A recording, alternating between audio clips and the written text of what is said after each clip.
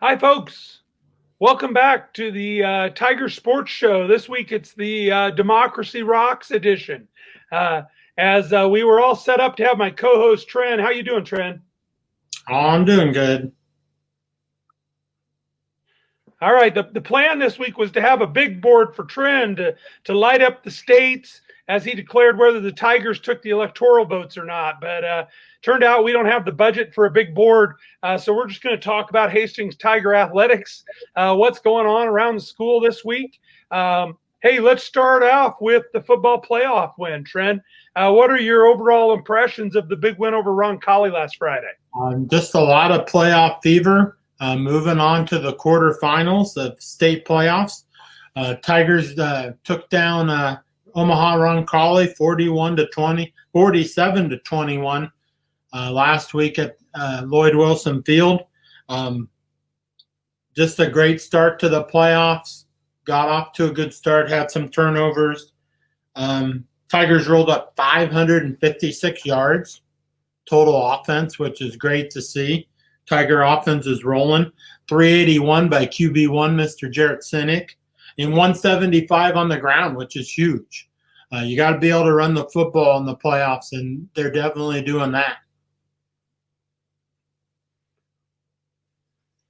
Second week that the Tigers have really run the ball better than they have all year. Really, the running game's peaking at the right time. I know we're going to take a look at some highlights here. What would you say were the big plays that keyed the Tiger win? Jarrett Sinek gets things started. It went a little. I think the teams were trying to fill each other out. We knew Roncalli wasn't coming for a 3-hour field trip. Here's Jarrett with a great run to get us started on a read option, made a defensive end juke. That was a huge play to start because last year in the playoffs we started out slow, being down 7-6 to McCook at halftime. Not this way tonight. Tigers got some offense. We sputtered a little bit and turned the ball over. Probably should have had a couple more touchdowns. There's a great play at the end of the half, which we're going to talk about, to little Carson Shoemaker. That was a big score with no time left. Carson just has a lot of jets. I honestly can't come up with another receiver or just athlete in program history that compares to Carson Shoemaker. Yeah, I'm not sure we ever. I mean, in the old days, we would call Carson a wingback. You know, that hybrid running back / receiver. And I'm not sure we've ever had one with the skills he's showing. And of course, Tigers have great overall speed altogether. As we're seeing some big plays from the Tigers here, talk a little bit about that drive at the end of the first half. So the drive was set up. Roncalli was driving for points. It was 21-0. If Roncalli gets points at the end of the half, that changes the halftime the vibe and the feel for the Tiger sideline, Tiger locker room, and even Roncalli. Zaid Widener picks off a huge pass in the end zone with probably just a little over a minute left, maybe minute 30, 2 minutes. Tigers come out. They run 2 jet sweeps to Carson to get a first down. Got 9 and then got the first down after that. Great calls by Charlie and the offensive staff, Coach Kissinger, and those guys. They get it to 45 seconds left. We run a little hitch route, and then we took a chance deep. And then there's 7 seconds left. We took a chance deep to Carson. We got the interference call, which you're basically throwing it up for grabs. Hopefully Carson catches it, or we get the PI, which we did. That moved it to the 33, and then QB1 steps up with an absolute laser. We saw that highlight a few seconds ago. And Carson's got to out-jump 3 big guys in the end zone, and he put it on a dime. The ESPN, the mothership, they're big into calling dime plays.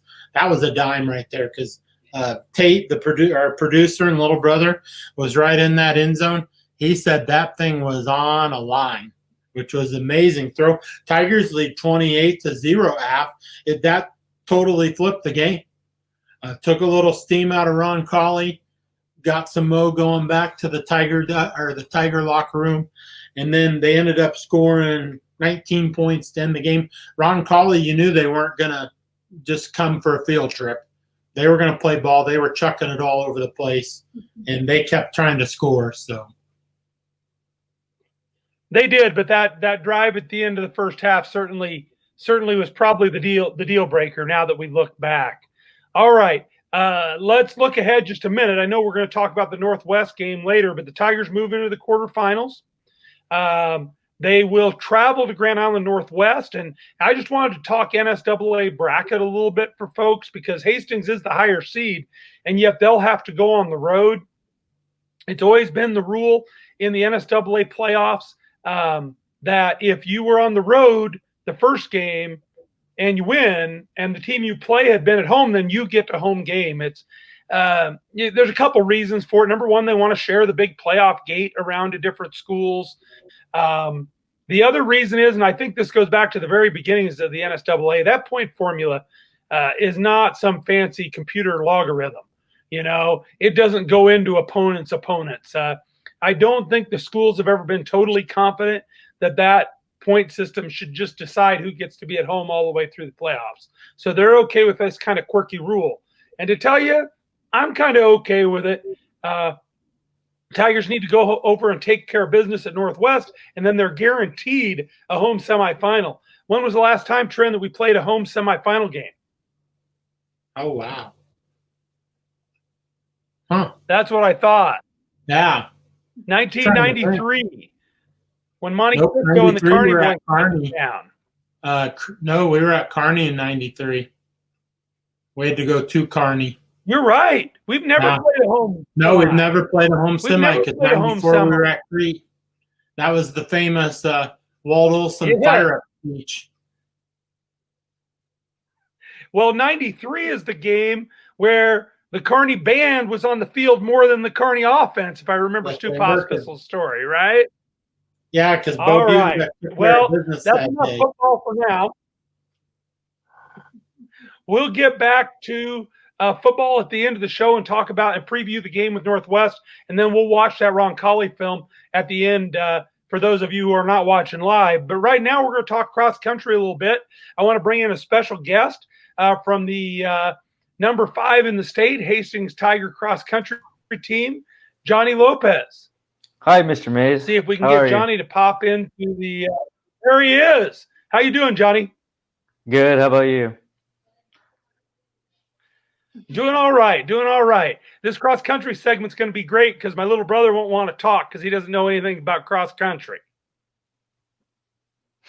All right. Well, tell us a little bit about your team. I mean, we know you're one of the most successful Tiger teams in the history of the program. We know you finished 12th in the state, and your partner, Mr. Welsh, finished 4th. Tell us a little bit about the whole team and how you guys got ready for this season. Well, I would like to say that the cross country season actually started in June. That's when we had summer running. That's where we get our miles in and start prepping for the cross country season. Started off the season great at our home invite at Brickyard Park, and we all ran well. But then once we hit Cozad, and we were struggling with injuries with Jaden. He was hurt with his hip. He was out a couple of races. And then once we hit UNK, I collapsed. I wasn't really sure what happened. York, I didn't run because of Monday. And then we didn't have a conference meet because North Platte didn't want to host it. We were planning on going to Sydney, but Coach Rosland made the plan for us not to risk being affected by the teams all the way out to the west because we were going to Sydney. A long-hour drive. It would be a hard double back to go to Sydney and then a week later go back to Ogallala. So Coach Rosland made the decision for us not to go, which I think was the best decision. Then we head up to Ogallala for districts, which it was a good race. It was a really flat course. I would say we kind of got robbed from the district title. I mean, That's why you run the race. Gehring probably had the best race of their life. But frankly, I thought we had a great season considering we weren't really healthy. We never had our full varsity team until districts. And then state, obviously, we ran. That's amazing. Well. Yeah. You guys really, that's amazing, because there is a lot of chemistry in cross country as far as where you're running and who you're running behind and how many spots you are behind a guy. And I think your injuries just show, I don't think people understand how brutal the cross country season and those miles can be on you. What did you feel like going into state? Did everybody feel pretty healthy then, or were there a lot of question marks? Yeah, we were probably like as we should. I felt we were all in our peak at that time. I mean, his season started. He ended up getting fourth, which is pretty good. He's a 3-time state medalist.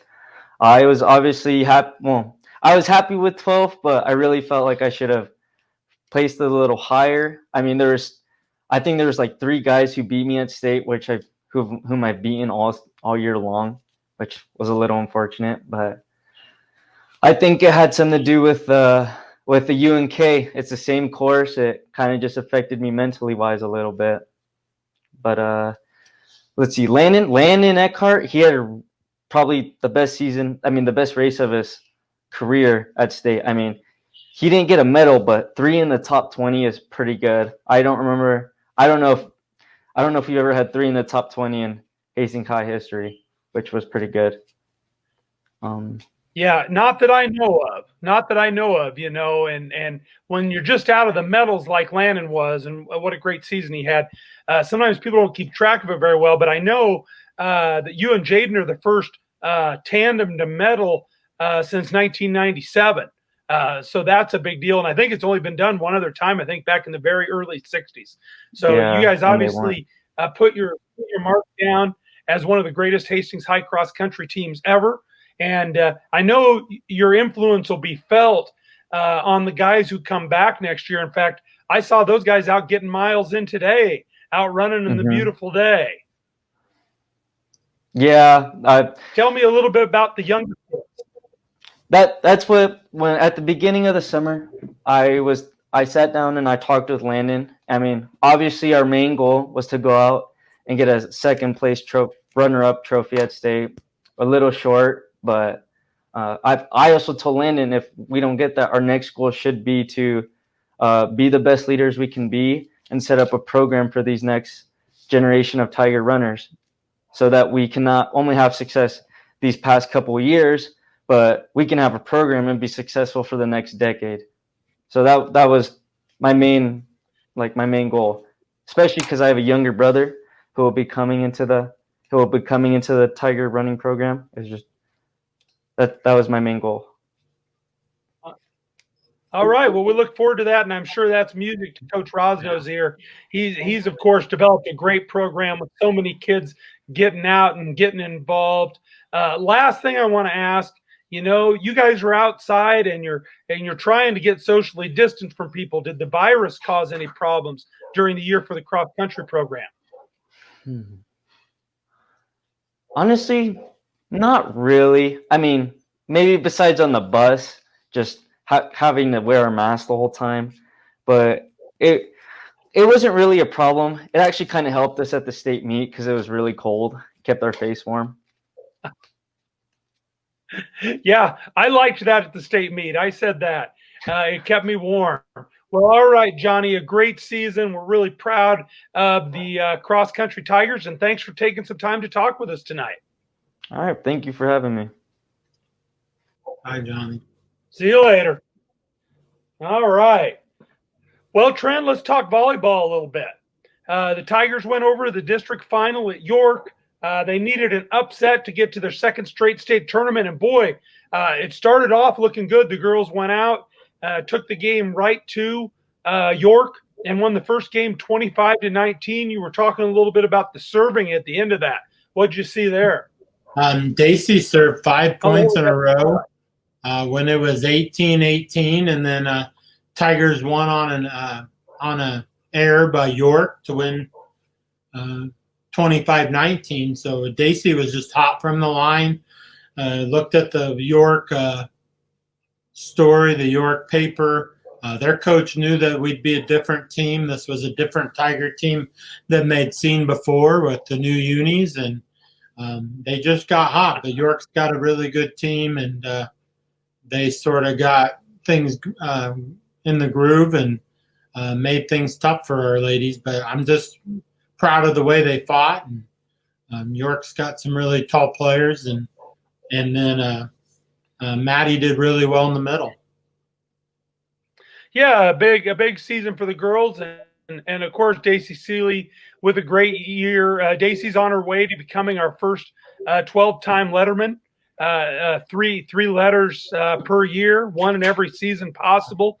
She'll be the first in quite a while. I'm gonna have to look that up, see when our last one through was, who went 12. Of course, I'm always watching the basketball girls. Charlie Coyle had some big plays in that first set. And like you said, Maddie playing well. Hayden Stevenson's in my class. You see her there with a big block. Just a great bunch of girls, and they really pushed York hard. York came back, won the last 3 sets to knock the Tigers out of it. And so now all the girls' teams are on to winter. A lot of girls in at Open Gym for basketball today, and I'm sure the swimmers are excited about their season. Over the next couple weeks, we kind of have planned to talk a little bit about the honors that our fall athletes have won. Maybe we'll have an all-state show. Of course, we'll still be talking about Tiger football as they make their run to the semifinals and the finals. But boy, hey, let's talk playoffs a little bit. Playoff football. What did you say? This is the 27th anniversary of the Tigers' first playoff game ever? Yeah, 1993, Tiger history segment. Tigers were fresh off their 9-0 season, led by Coach Walt Olson. Just great coach around here, and the Butenbeck brothers. We had a home game at Old A.H. Jones Stadium. That place was rocking. I was at Hastings College at the time on the newspaper staff. It was a Wednesday. I was told I couldn't go to the game, and I listened to the first. What? You got to get the collegian out. It's got to get out on time. Well, they weren't even there. I was the only one there working on my stuff.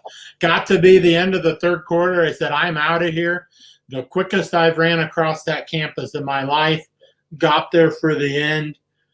Tigers came out with wristbands and no huddle, threw Papillion off. They scored twice to get a 14-point lead in the first half, which was very Papillion big. did.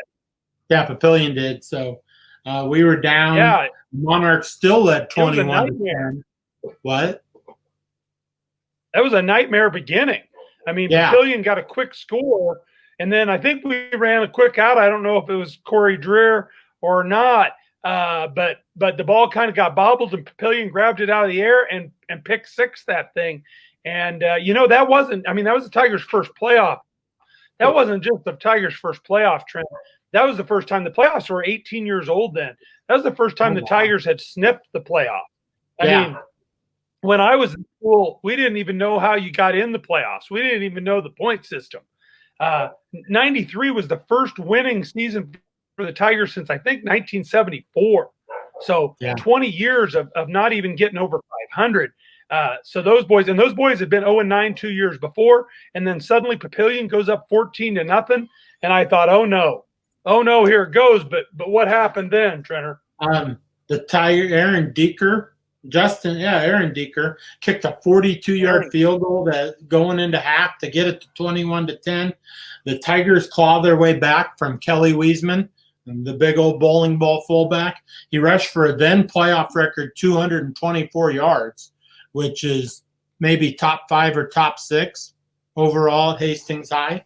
We could do a segment on that. Tigers cut the lead. Didn't they come out in a T formation with 3 backs that night? Yeah, Wasn't they that were the running night no huddle T formation. Oh, sorry. got it to 21-16 when Bo Butenbeck hit little brother Ben Butenbeck. If they're watching, Ben's going to love that one.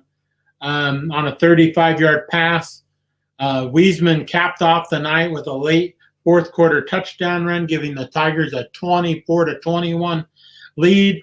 Once again, Mr. Defense from 1993, Corey Dreer, Coach Corey, came with the big INT to seal the win, and it set up the rematch with Kearney at Foster Field at UNK. And that was on the road. So this week the Tigers are playing for their first ever home semifinal. One quick thing, the biggest thing I remember about Aaron Deeker as a kicker, remember his ability to just take that ball and pound it off the guy who was standing 11 yards in front of him. He would just send those line drives. A couple times that year, he just bounced the ball right off the opponents and right back to the Tigers. But let's talk about how we can get the current Tigers to the semifinals. What's the key? We're going back to Grand Island Northwest. We were there 2 weeks ago, came away with, what, a 9-point win? What's the key to go back and win again? 30-19. There were 5 turnovers in the game. Turnovers are going to be huge on offense. We've got to fix that. And then defense, we need to keep causing them. They really flustered GI Northwest. And then you got to turn those points. You got to turn those turnovers into points. We struggled at that 2 weeks ago. Got down inside the 10-yard line maybe 2 or 3 times. Couldn't punch it in. That's got to be important. And we got to be able to run the ball. We caught them off guard. We got Zaid going. QB1, Jarrett's running the read really well. Then we got our power back, Mr. Solly Sullivan. He laughed when I called him the power back because he only weighs like 160 pounds, but he's bigger than Zaid. And he looks big in his pack. So we got Solly back. We got to be able to run that ball. And that's going to be huge. On defense, I love our defense. Blake Davis, who I told you was going to have a big game last week, did. 11 solo tackles. Jet had 6 solo tackles. BK was big with 7 solo tackles. We need that thing again. I love our defense. They'd rather hit you than look at you. And we got fast guys who can come up to hit. And I love that. And we just got to go take care of business at GI Northwest. One big reminder to Tiger fans, leave early. There's road construction around GI Northwest. Don't make the same mistake we did. You got to go up to Highway 2 and loop around from the north, or come in through the suburbs, whatever, GI Northwest suburbs, and come in from the west. Get there early, make a lot of noise.